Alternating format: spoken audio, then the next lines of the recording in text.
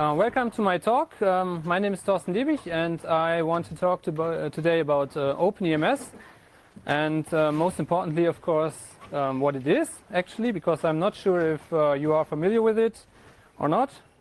Let's see if this works. Doesn't look like it.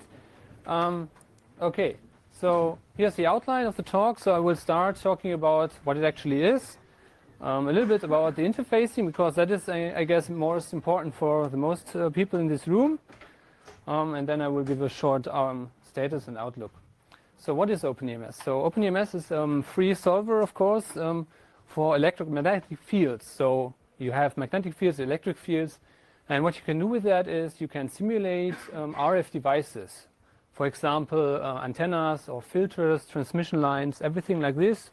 Also radar cross-sections of devices, even up to optical devices. So if you have an optical device, you can also do that. Everything that's pretty much electromagnetic is possible. openEMS uses the FDTD method, which stands for finite differences in time domain, because if you look at the Maxwell equations, it's pretty much only derivatives in time and in space. And what you can do is you can just model this into a computer using finite differences. And if you do it one time step after another, then you have these finite differences in time domain, and that's what this method is. I'm not going to go into more details about this method. There's lots of information out there. It's actually a very basic or very fundamental method, which is well known for, I don't know, 50 years already. Yeah. openEMS uses an Octave or MATLAB interface. So you have a scripting interface, which can be very low level, so you can do very basic stuff with it, or it has a lot of functions that are very high level. I will show this in a moment. That is the interface. There's also a Python interface, but which one is very young yet, so it's not complete. And unfortunately also only for Linux at this time. So Linux and Windows are fully supported, except for the Python interface yet. What's also important, I think, is that the user has a full control over the simulation. That's not available, for example, in a lot of other tools that you can really control everything about the simulation. And what I find very important, and the most users find very important, it has a lot of tutorials and examples, so you can have a look. Maybe this antenna, I take it as a baseline for what I want to do. It always helps a lot, I think. Here's a very long list about a few features. I won't go into every aspect. Which is important is first one, maybe it's in Cartesian and cylindrical coordinates, fully three-dimensional. So I think cylindrical coordinates, FDTD, I think this is the only tool available at all, commercially or free. But of course, 99% of the people are only interested in Cartesian coordinates. But the cylindrical coordinates are actually the reason why it exists in the first place, because when I wanted to do what I wanted to do, I needed to do it in cylindrical coordinates, and there was none. So I had to do this, and that's the reason why it exists in the first place.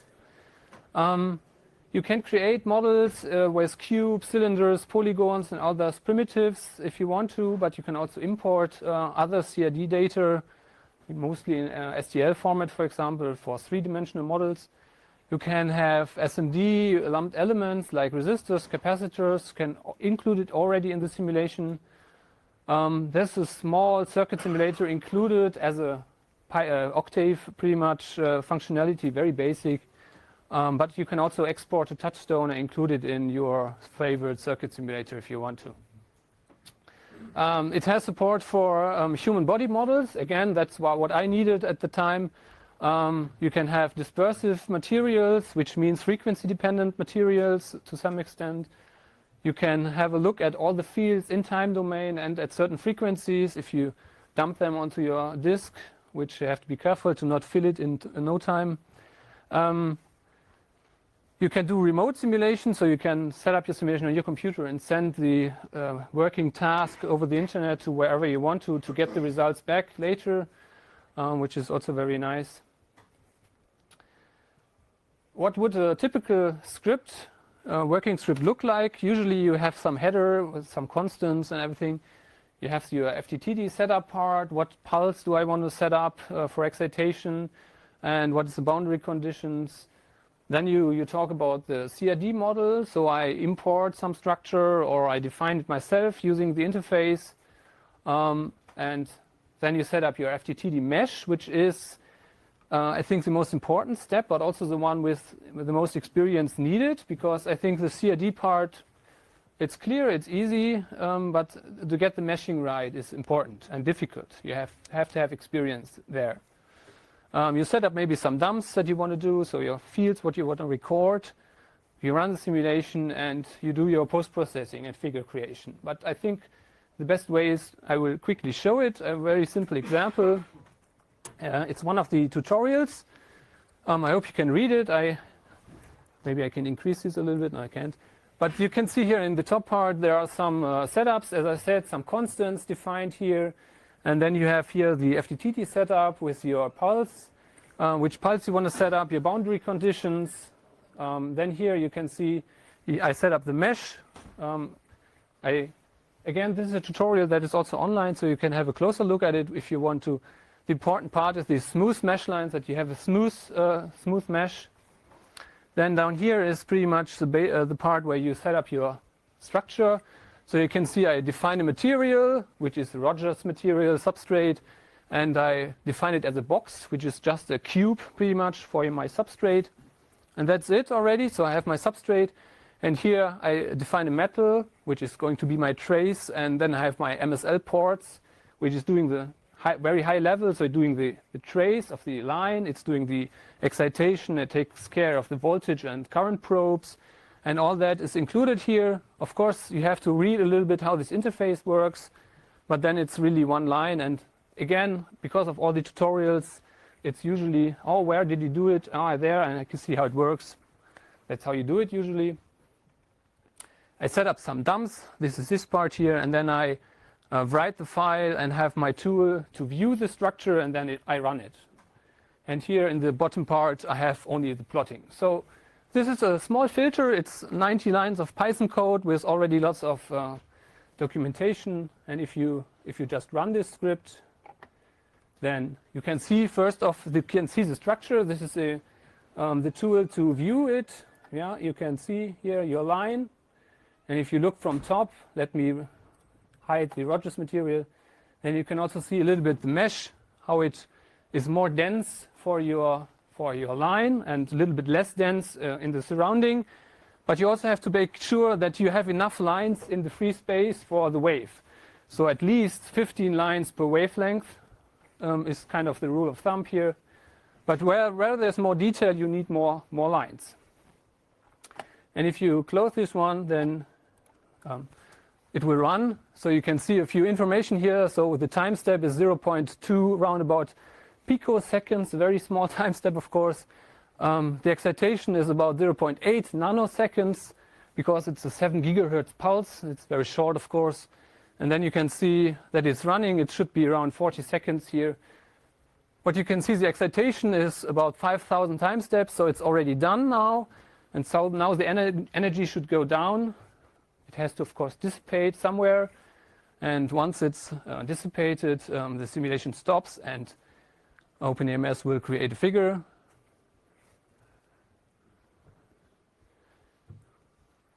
So now it's close to minus 50 dB, so the energy is very low now, and it's finished. Then you get your S parameters. So you can see that, for example, here it's 3.6 gigahertz. This filter is completely blocking everything. And if you use another tool, ParaView, then you can even visualize how that would look. So you see the wave hitting this stub, and it's going to be reflected partially, of course, only. And again, it repeats on a loop here. So that was what it would look like. So you can have really deep insight what is going on. This is, of course, a very simple example. No, not start again. No. Okay. Some more examples, maybe. This is a simple antenna, a patch antenna, very basic. You see the radiation pattern here, and this blue, this colorful ball here, showing which direction it's radiating. You can do the same thing in cylindrical coordinates. So you see it's bent because it's in cylindrical shape. You can do helix antennas, for example. You have a metal base plate and just a wire wounded around some substrate, maybe some, and then you get a pattern like this. Or if that's not enough gain for your Wi-Fi antenna, you can do it 4x4, and then you have 16 elements, for example, and you have very high gain, high directivity Wi-Fi antenna if you want. So you can simulate that. Or maybe an example, again, the reason why openEMS exists, because I wanted to do magnetic resonance imaging antenna design. And so you can see an example of very simple loop coils to use for an MRI. So you can create magnetic fields with those at 300 megahertz in this case to get MRI images. And what openEMS can do is, of course, for example, look at the SAR, so the specific absorption rate. So red or white means hot, so more energy is being absorbed by the tissue, and darker means less energy is absorbed. You can actually see that the skull bones here is darker because it's less conductive, so it absorbs less heat. While the skin is closer to the antenna, it absorbs more, or here even the spinal fluid is more conductive, so it has more, absorbs more. You can even see the differences between the different gray matter and white matter of your brain, for example. So you can do these simulations as well. But maybe for you more interesting is also PCB antennas. Simple example here, this USB dongle from Texas Instruments, I think. I modeled it after the specifications. Here you can see the openEMS model. Of course, all the PCB part is a bit sketchy. It's only a metal plate here in my example. But what I could confirm is, for example, that this target frequency of Wi-Fi, that works. But it also showed very clearly that the matching of the antenna is highly dependent on the size of the PCB, of pretty much everything. So it's important to do a simulation, in my opinion, because you will need a matching network. You see here one, because you have to match your antenna. Otherwise, it will not work as good as it should be.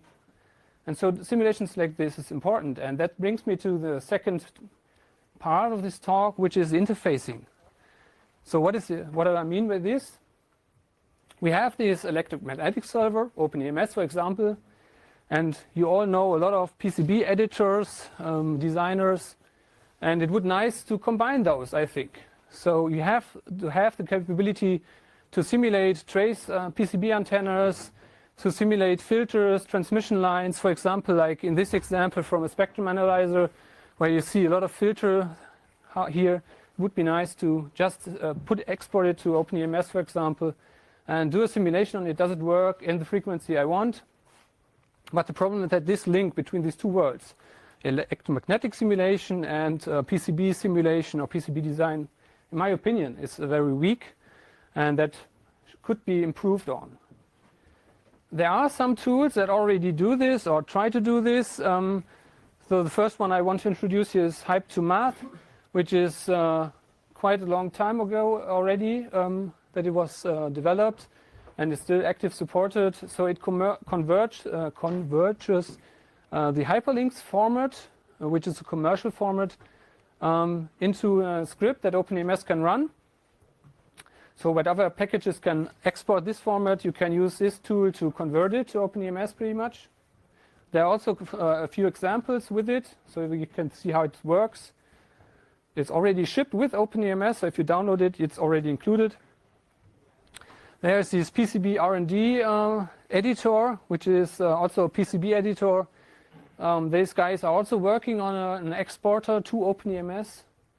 So I will show that in a moment also. And then there's also a very young, very new project, PCB Model Gen, which the user that created this one posted on the openEMS forum. I haven't looked at it too closely yet, but it looks very promising. The idea is to import or to convert KiCad PCB files to use with openEMS. But again, maybe the KiCad guys should have a closer look at it and see how it works. And of course, I will also try to have a closer look at it. Some examples from these tools, for example, Hype2Math. This is a hairpin filter. You can see already the exported model to openEMS. You can see the results on the right. If you look at the mesh closely, you can see that here's a bit dense mesh here too, but here in the middle it could be a little bit denser. And so you can see that, well, the results look okay, but the frequency is of course okay, but it's a little bit not sharp, so as it should be, I think. In the next example, it's the same example, but used PCB-md to do the export. The mesh is not shown, but I have had a look at the mesh, and that one looked very nice. And you can already see the difference, that it's the same frequency, but it looks already a bit better. So you have very nice flat plateau there. That looks very good. So it already works to some extent. That is very good. But the ultimate goal, of course, the dream, let's say, would be to have the capability to design your PCB in KiCad or whatever favorite tool you want. Maybe enrich it with some 3D models like housing or whatever you want. Combine those into an openEMS model. Do your RF simulation. And from what you've learned there, maybe go back to your design. Or maybe you first plug in a circuit simulation with Cooks or whatever circuit simulator you want to use. And maybe then go back to your design and somehow iterate through here to really get your device to do what you want and to give it the best performance possible. Yeah, the project status. So openEMS is around for 10 years now, and it's quite mature, I would say. It has a lot of advanced FTTD features like dispersive models, cylindrical coordinates, and human body models. I don't know if any other free software can have the human body models included too. The human body models, of course, are not freely available, so you have to have a license to have those. But for example, if you do research, that's usually not an issue. If you do commercial work, it's a little bit more difficult to get them, but if you do research, for example, public funded research, it's usually not a problem to get them. There's, of course, as in every free open source project, there's always something to do. My to-do list very high up is to improve the documentation and to extend it also, to get the Python interface a little bit more finished and usable. And of course, continue what I've just talked about, this interfacing to other tools like EDA tools and CAD tools to get that working a little bit better. And of course, always open for new features in FTTD or maybe improvements in terms of the speed of the engine. That's all, of course, very nice. In any case, here's a further reading. So a lot of pages you can look at. openEMS DE would be the first place to look at to download the software, to get instructions how to install it. On Linux, it's pretty much instructions how to compile the source code. On Windows, it's just a zip file, extract it, you're done. The forum, if you have questions or want support, I try to always answer questions within 24 hours, something like this. Usually I get it done that fast, but yeah, but in any case, it's free, it's open source. Just download it, give it a try, run a tutorial, run an example. And with that, yeah, thank you for your attention.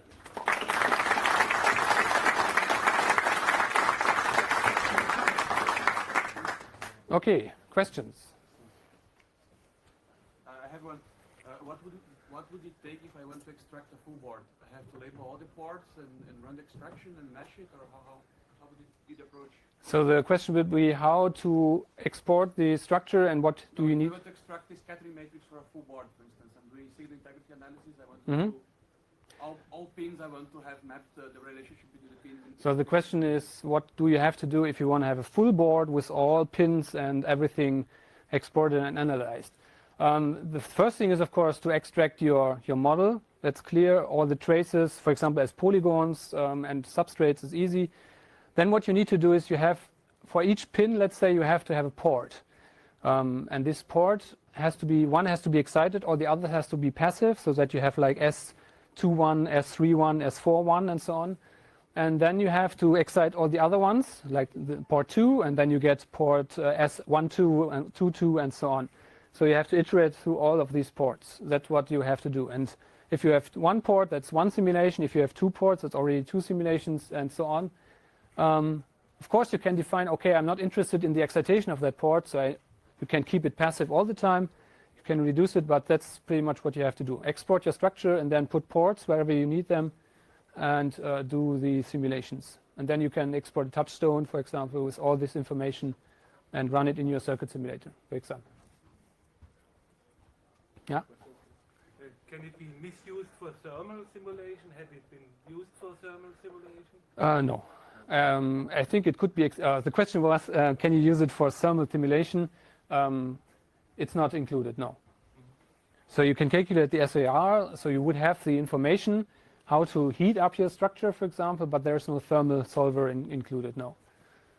No.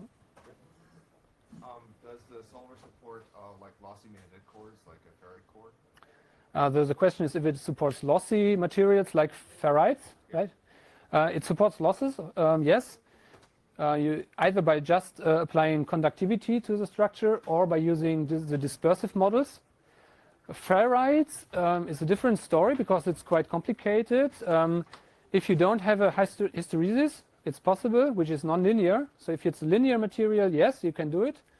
So you have magnetic materials with losses.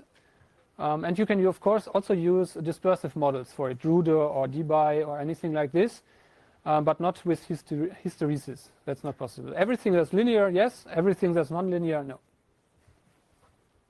No, back there is one. Yep, I'm not sure I understood your comment regarding the human models. You said you'd have to purchase them or something. Is that something that's part of the package? Like this is data sets which are outside? Or No, the human body models are not. The question is about the human body models, where to get them, and what the if you can purchase them or if they are included. They are of course not included. You have to get them from wherever it exists. So the ETH Zurich, for example, has a lot of human body models, and you can make a contract and NDA. I don't know what's required. Again, it's a long time ago, so that you can get them. And what openEMS comes with is, for example, a tool that can convert these models, can read them, and convert them into a model that openEMS can understand. Pretty much a voxelized HDF5 file that you can read, which you can create yourself if you want to. So you could create your own body model if you like. But there's a tool to convert it. It's not included. That would not be allowed. No, you have to get them from somewhere else. Two questions there. I really like the presentation. Is there display or visualization tool for making cuts of the fields? So the question. Yeah. The question is if there is a visualization tool to cut through your fields and your data and so on. What I use is this software, ParaView, which is also open source. It uses VTK and has a Qt GUI. You can do millions of filters if you go up here. It's already, this is a warp filter and a calculator. So you have this list of filters that you can so you can do everything that I think you can do everything what you want. This tool is very complicated, but for me it was clear I don't want to redo something that's already that nice. So this tool, it has its own learning curve for sure, but I'm pretty sure you can do everything your heart would desire, yeah. Are there any high-level functionalities to simulate antenna arrays, like phase shifting and time delays? You can do everything like, the question is there a more high-level interface to do arrays and phase shifting and stuff like this? Since it's a scripting interface, it's very easy. If you have one antenna and you want an array, you make 1 or 2 for loops with your antenna or your PCB for your antenna inside, and then you have your array. And if you want to have a phase shift for each of these arrays, then in this loop you define a time delay for each and every port, and then you have your phased array pretty much. You cannot do a phase in time domain because it's time domain, but you have a time shift which is translated pretty much for one frequency in a corresponding frequency or a phase shift. Perhaps a weird question, but I'm working in a wireless fencing system on your fence, so you hit somebody, and I wonder if can I use this tool to simulate how a signal would propagate from one person through the sword to a second person. So the question is, wireless fencing, you mean if somebody walks through an EM signal? You have a sword and you try to hit somebody, okay. And his body is conducting, and could you use this tool to okay. simulate or help in... So the question is, if you have a RF sword, sort of, and you touch somebody with it, can you simulate that? Yeah. Okay, interesting question. Yes, I think so. It depends on the frequency of the signal. So FTTT is not very accurate for very low frequencies, so I don't know which frequency you are thinking about. But if everything is very large, you can also go down with the frequency a little bit. But it highly depends on the frequency, of course. And including the entire body model with everything with the mesh, that's not going to be a fast simulation, let's say, like this. It's going to take a couple of hours to simulate, I guess. It depends. Does it also work for lightsabers? Lightsabers. Yeah, you can do optics with it, yes. Okay. Question. How low can you get in terms of frequency? Bitte, again? How low can you get? How low you can get with the frequency. I mean, that depends on the size of the model. You have to remember that the time step depends on the mesh. The mesh depends on your structure. So if your structure is very detailed, the mesh is very fine, the time step is very small. And if you have a small time step and a very low frequency means long pulse, and then you have to simulate very, very long. So that all depends on one another. If you can, of course, like this one, I used a pulse with 7 gigahertz bandwidth, so DC was included. But if you would to analyze at that very low frequencies, the resolution is not very good because you not have very much data there. You get some results, but the accuracy is not as detailed, let's say. Question? Okay, let's thank the speaker again. Thank you.